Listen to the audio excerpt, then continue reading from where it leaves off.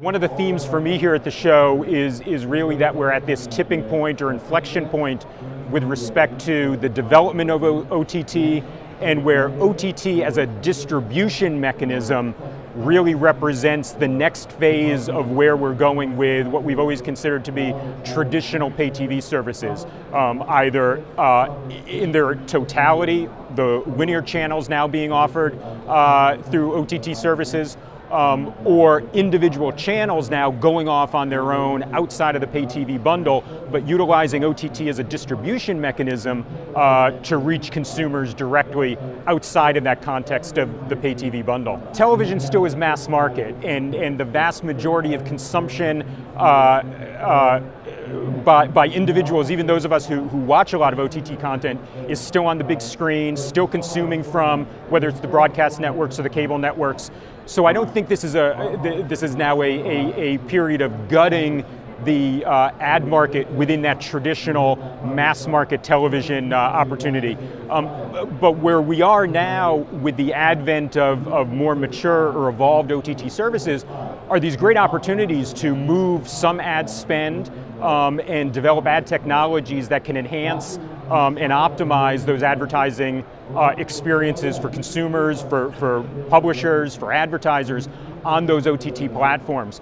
Specifically, more highly targeted ads, thinking of viewers not as an audience size per se, but as an individual viewer. How do we target the individual viewer as opposed to, let's say, the 2 million, 10 million, 20 million collectively that may be watching the traditional television programming. And it's really driven in a lot of ways by this migration of consumption from the communal device, the television in the living room, to the personal devices, the tablet, the smartphone, and how advertisers can take advantage of that individualized consumption. 1 year out from when we spoke last year, what about unbundle? What about sort of the, consumer choice? So we've seen some big changes with CBS, of course, HBO now. Where do things stand in terms of the cord cutting and the availability to, get content, premium content, without subscribing?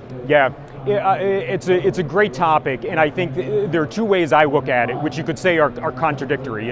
It's revolutionary and evolutionary. I think the revolutionary piece is not that the market is totally broken open, or mass cord cutting is about to begin, or the traditional pay TV providers are doomed. That's not happening by any stretch right now.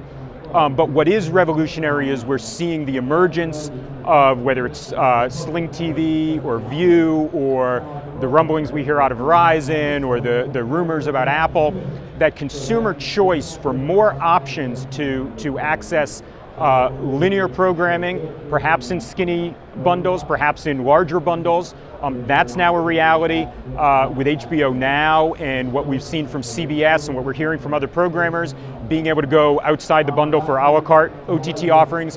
Again, that's revolutionary in the sense that consumers are presented with more choice, and we're getting away from sort of the one size fits all, you have to go to the MVPDs and the traditional packages to get content. Where it's evolutionary, though, is that channel bundles still take place. We can talk about skinny bundles, but we're not really talking about pure a la carte. Even as programmers think about distributing a la carte OTT offerings, at least with HBO Now and Cablevision, we're still seeing this bundle between an MVPD, at least in their broadband service provider incarnation, and the content provider. So there's still a lot of synergy or interrelation between the traditional service providers and the programmers. So I think there's a lot more evolution to take place. I think consumers who are looking for entire a la carte options and being able to do everything on their own terms may not appreciate how much is at stake in this ecosystem, and that it will just be an evolutionary process. Some consumers may be disappointed in the short term. Some consumers may be disappointed that quality levels aren't quite up to snuff.